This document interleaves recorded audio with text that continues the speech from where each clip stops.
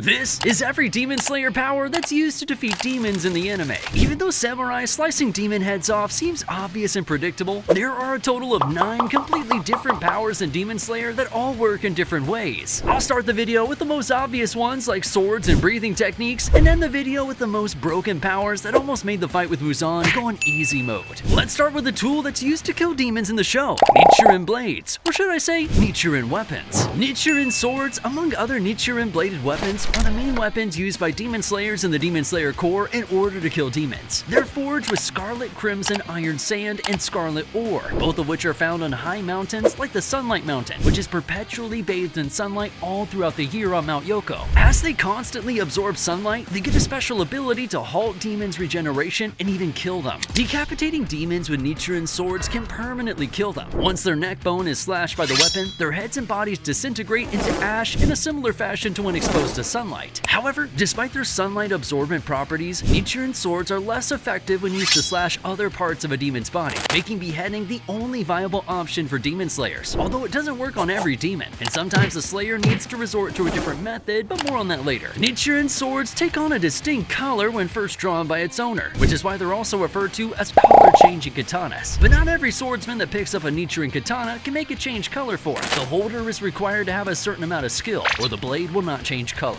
Demon Slayer recruits choose their own ore after successfully passing final selection. The ore will then be used by a swordsmith of the swordsmith village during the forging process, and the swordsmith will personally bring the weapon to the Demon Slayer. After the Demon Slayer reaches the rank of Hashira, their weapons will be engraved with the words Destroyer of Demons. This tradition came sometime after the creation of the sword that Tanjiro and Kotetsu found inside the Yorichi Type 0 doll, which only had the slay word on it, and was created for the sole purpose of annihilating demons. Although Nichirin weapons are often used in combat with demons, there were some cases where a person used tools and sometimes bare hands to make a demon unable to move or completely overwhelm him and then exposed him to the sunlight. Like we said before, Nichirin weapons are not bound to be only katanas. Some weapons can be special weapons, which depends on the user's techniques and fighting styles. For example, Genya uses a shotgun with Nichirin bullets inside them. Mitsuri uses a whip-like katana, Shinobu uses a katana that injects poison into demons, and Obanai uses a sword that resembles a snake. But the most diverse type of Nichirin weapons actually belong to stone-breathing users. Stone-breathing was invented not for a sword, but for special types of weapons like spears, axes, and hammers. Later, Guillaume adopted this breathing technique and got a special type of weapon, which is an axe and a flail connected in chain, to match his strength and the fact that he's blind. But strong weapons without strong wielders are not worth much, so the next tool in the Demon Slayer power system is sword techniques. Don't get it confused with breathing styles. Although there is some overlap between breathing styles and sword techniques, techniques came before breathing style, as evident from Yorichi's memory, where he said the Hashira used breaths on top of their flame, wind, water, stone, and thunder techniques. Another proof for that is when the flame Hashira came to Yorichi's house after his wife was killed, and he said to him that she needs to be properly buried. You can see by his clothes and sword that he's in fact the flame Hashira even before he knew breathing techniques. Also, Inosuke created his own sword style before he learned what breathing styles even are, further proving that they're separate concepts. So after we got this out of the way, the first sword techniques were actually flame, water, wind, stone, and thunder. Each one of these techniques is trying to mimic the element of which they're assigned to. For example, water technique is a style that mimics water, specifically the flow, flexibility, and adaptability of the liquid, and replicates it with the user's movements, techniques, and abilities. Flame mimics flames and replicates it with the user's movements, techniques, and abilities. The forms involve extremely powerful singular strikes which burn their opponents, with most attacks being initiated from a high stance. Thunder mimics lightning, specifically swift strikes and movements akin to lightning ripping through the sky, and replicates it with their user's movements, techniques, and abilities. It involves utilizing blinding speeds and immensely fast attacks to overwhelm the enemy in an instant. Wind mimics wind, specifically powerful torrents of air and whirlwinds, and replicates it with the user's movements, techniques, and abilities. The techniques and forms involve purely offensive attacks, most of which utilizing fast rotating movements to generate swift whirlwinds-like slashes that greatly increase the wielder's striking range, as well as utilizing the air around them to deliver sharp sickle-shaped flying slash attacks in gale force winds. And lastly, stone mimics the earth and stone and replicates it with the user's movements, techniques, and abilities. The techniques and forms utilize the ground beneath the user and the vast surroundings to generate powerful and sturdy attacks that specialize in both offense and defense. After Yorichi invented sun breathing and the forms associated with it, he tried to teach it to the Sengoku era Hashira, but none of them can master it, so they use the style they're used to with the added ability of breaths, and their power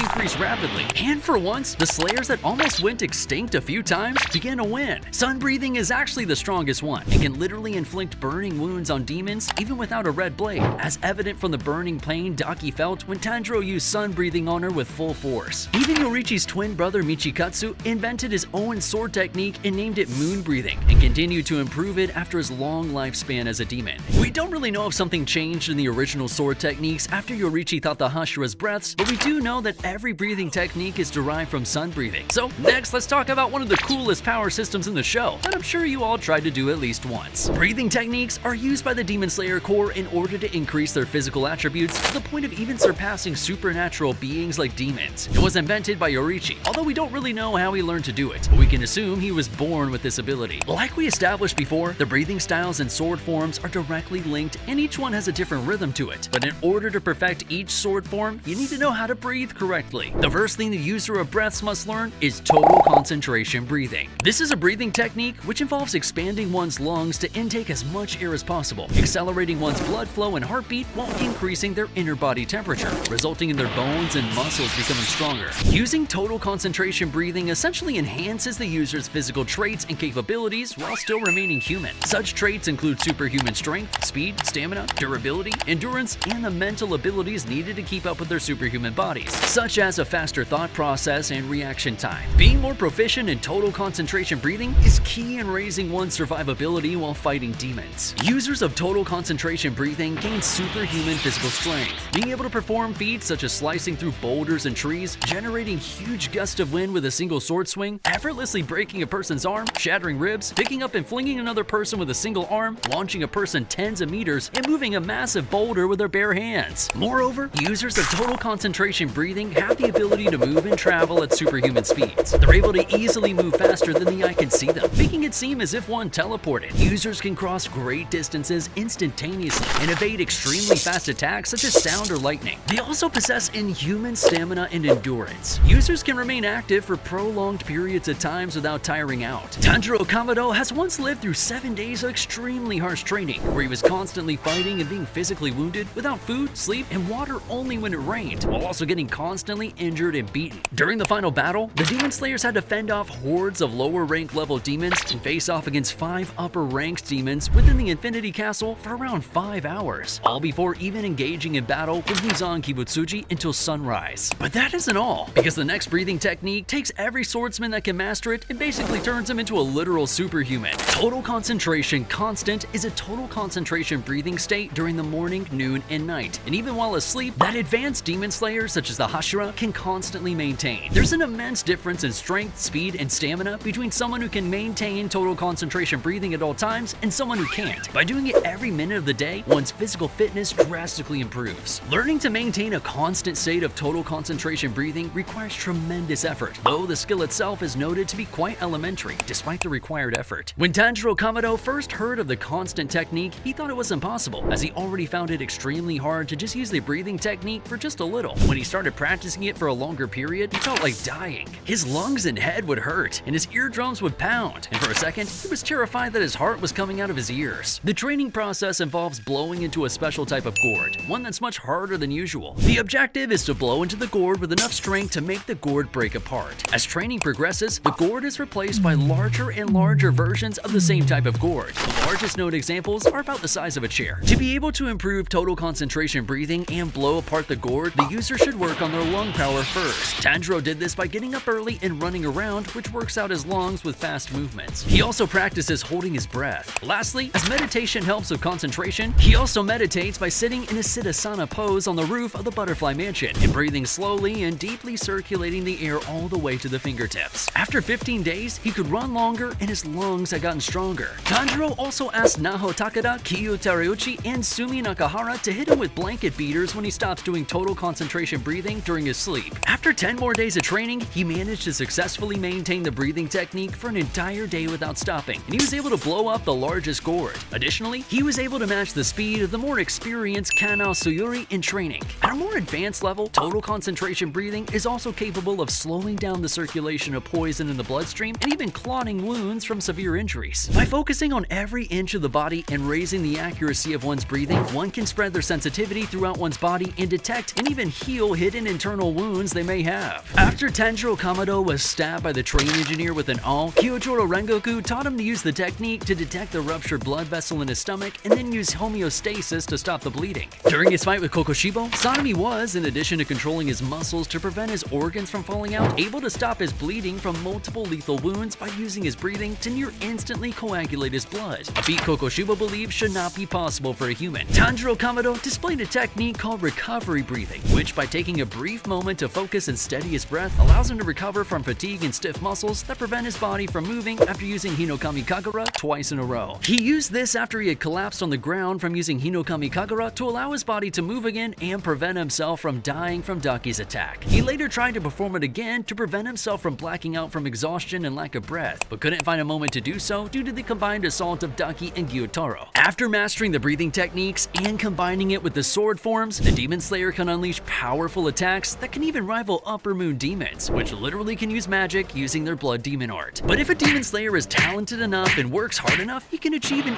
even greater boost to his power. So the next power in the power system of Demon Slayer is the Demon Slayer Mark. Demon Slayer marks are irregularities on a Demon Slayer's skin that resembles a birthmark. It commonly appears on the face or another visible location on the body of Demon Slayers. Each Demon Slayer possesses a unique pattern to their mark, which appear to be based on the breathing style they utilize. The only known exceptions are Tanjiro Kamado, which first learned water breathing, Yoriichi Tsukikuni, that was born with the mark, and Kokoshibo, that couldn't master sun breathing and created moon breathing instead. All three of which have Demon Slayer marks resembling flames that manifest on the left side of their foreheads. The mark can only be awakened under very specific conditions and grants special abilities while also enhancing pre-existing traits of the bearer. Once awakened, the mark can disappear after a period of time along with its effects, though it can be reactivated, as seen with Muichiro Tokito and Tanjiro Kamado by meeting the same conditions. By training to maintain the marked state, the user can prevent it from dissipating in the first place. One special property of the mark is its ability to spread from one bearer to the other as if they're resonating with each other. Tanjiro Kamado's Demon Slayer mark has been shown to increase in length repeatedly after awakening it, although it's unknown if this trait is exclusive to him or it also manifests in other Demon Slayers. For one to awaken the Demon Slayer mark, they must survive extremely life-threatening conditions, specifically a heart rate of over 200 beats per minute and a body temperature of over 39 degrees Celsius or 102.2 degrees Fahrenheit. These conditions can prove to be fatal in most cases. Muichiro Tokito states that survival is the key difference that separates those that are marked and those who fail to awaken it. However, perhaps the most important prerequisite is being in contact with an individual that possesses the mark or has been marked before. Without fulfilling this condition, it can't be awakened at all. During the Sengoku era, the golden age of Demon Slayers, the progenitors of the first ever breathing styles all manifested markings on their bodies, which later came to be known as Demon Slayer marks. The first wielder of the Demon Slayer mark is Yoriichi Tsukikuni, the strongest Demon Slayer in existence, as well as the progenitor of breathing styles. Unlike other Demon Slayers that have to meet specific conditions to activate the mark, Yoriichi was born with it. Upon joining the Demon Slayer Corps, Yoriichi spread the mark to all other swordsmen in the organization. Despite how common the mark was among the Demon Slayers during that era, most records of the mark were lost to time, either because the bearers then did not think preserving the information was important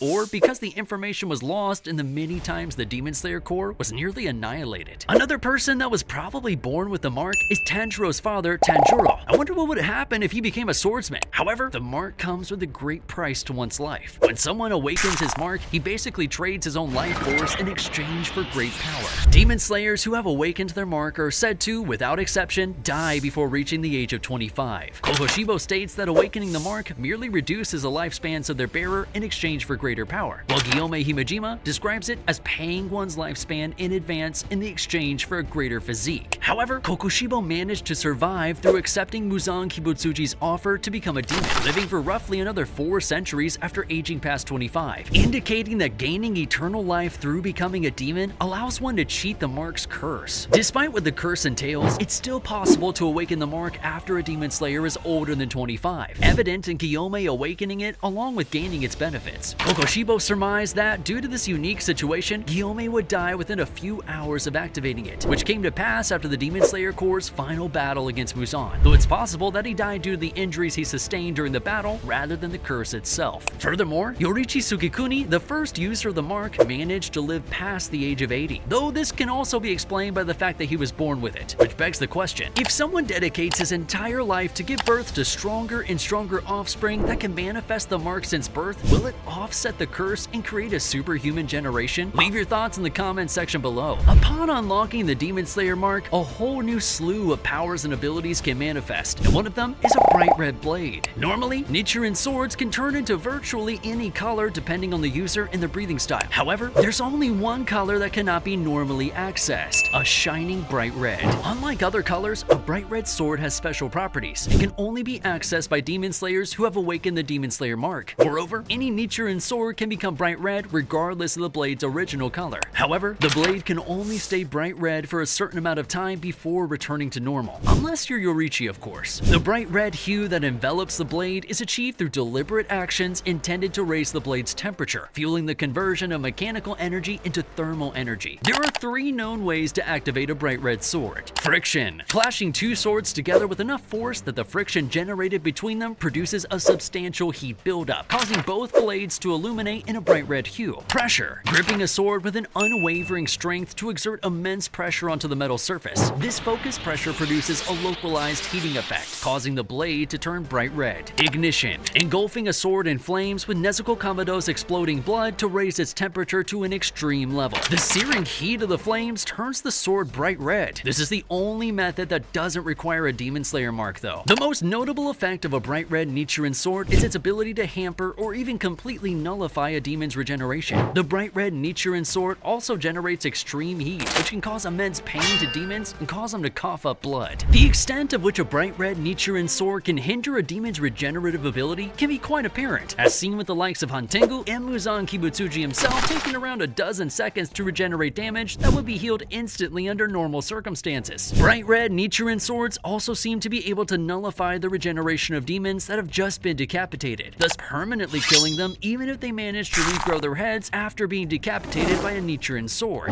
This can be inferred when Kokoshibo, who had just overcome his weakness of decapitation from Nichirin swords, slowly crumbled away and was unable to regenerate despite being stabbed in a non-lethal spot by a bright red Nichirin sword. Yoriichi Sugekuni's bright red Nichirin sword is the most potent out of all Demon Slayers, being able to burn on a cellular level and leave scars that even the Demon King himself can't heal after centuries. Furthermore, once slashed by Yoriichi's Nichirin sword, the cells in the affected region will be continuously burned for centuries. But in order to even touch someone like Muzan, you need the ability to perceive movements in supersonic speeds or above, and this leads me to the next insane power Demon Slayers possess after unlocking the mark. The Selfless state is an esoteric and mysterious state of being in which one completely erases their fighting spirit, will to fight, bloodlust, anger, hatred, malevolence, drive, and animosity. Once in this state, the user's behavior becomes incredibly tranquil and focused, often being compared to that of a plant. The existence of this state of being remains shrouded in obscurity, known only to a limited few with profound understanding, and even fewer possess the capability to attain it. Throughout his centuries-long existence, Akaza has never encountered a human devoid of a fighting spirit, an impossibility since even infants emit a faint trace of it. Although it does not enhance one's own combat prowess, it's implied to be regarded as the highest state of physical combat one can achieve. It's extremely effective against high-level combatants who rely on various forms of extrasensory perception to detect malice, aura, or fighting spirit. The incapacity to perceive the battle spirit of an individual in the Selfless state induces sensory confusion, resulting in a disorienting experience akin to battling against an inconspicuous intruder, like an out-of-place plant. By combining the Selfless state with the transparent world, one could strike a decisive and lethal blow by anticipating the vital points and movements of their opponents through slow-motion perception and precognition, as well as skillfully evading detection of their own attacks. Based on information Tanjiro Kamado shared with Tenjiro, one must engage their 5 senses and cultivate an acute awareness of their entire being, down to the tiniest blood vessel. By focusing on precise breath control, movements, and sensations, they can unleash maximum strength with minimal effort. As a result, the mind transcends visibility and enables the closure of all senses, leading to a state of complete detachment from oneself. Initially, maintaining a selfless state even for a few seconds proves to be a formidable challenge, as one will struggle and suffer from the strength being at its limits, as evident in Tanjiro's case when he entered the selfless state for the first time. However, through diligent training, unwavering dedication, and continuous refinement, one can gradually extend the duration. With unwavering commitment, Tanjiro was able to sustain this state throughout his entire lifetime. While entering this state, a user can also unlock the next power in the Demon Slayer arsenal, which is the transparent world. Demon Slayers that have awakened the mark can utilize a special form of ocular particular extrasensory perception that alters their vision, allowing them to perceive other living beings as if they were transparent, only being able to see the inner workings of their bodies. Most notably, users are able to perceive the flow of blood, breathing, muscular contractions, and joint movements of the creature they're looking at. Potentially, one can use the transparent world's power to see inside an enemy's body as a way to predict and evade their opponent's attacks, as well as to find openings for their own strikes. The transparent world can also be accessed by those that are blind, as seen when Kiyome Himejima was not only able to form a clear image of Kokoshibo in his head, but also perceive his internal organs after awakening this ability. Additionally, the user's perception of rapid and brief events is heightened, to the point where normally incomprehensibly fast objects can be perceived naturally, thus dramatically increasing their movement speed and reflexes. Due to the varying circumstances of their awakening, the specifics of how a user accesses the transparent world is currently unknown. However, one common theme surrounding the accessing of this ability is that the user must focus on looking at their target. Probably one of the most knowledgeable users of the transparent world besides Yorichi is Kokoshibo. With a single glance, he could know Kiyome's and Moichiro's age and even go deep enough to understand that Moichiro is his descendant. Another power that's used by the Demon Slayer Corps, and more specifically by Shinobu Kocho, is poison. The wisteria flower is very toxic to demons, and when extracting its essence, there's a way to create strong poisons that can defeat even upper moons, as evident when Shinobu made Doma consume her, thus giving a huge dosage of poison to the point his body melted and his techniques disappeared. All these abilities and techniques boost the Demon Slayer Corps' power through the roof, but did you ever wonder what would happen if all the Demon Slayers used sun breathing? Well, click on this video in order to see how I created the strongest generation in Demon Slayer by giving every Hashira the ability to use sun breathing.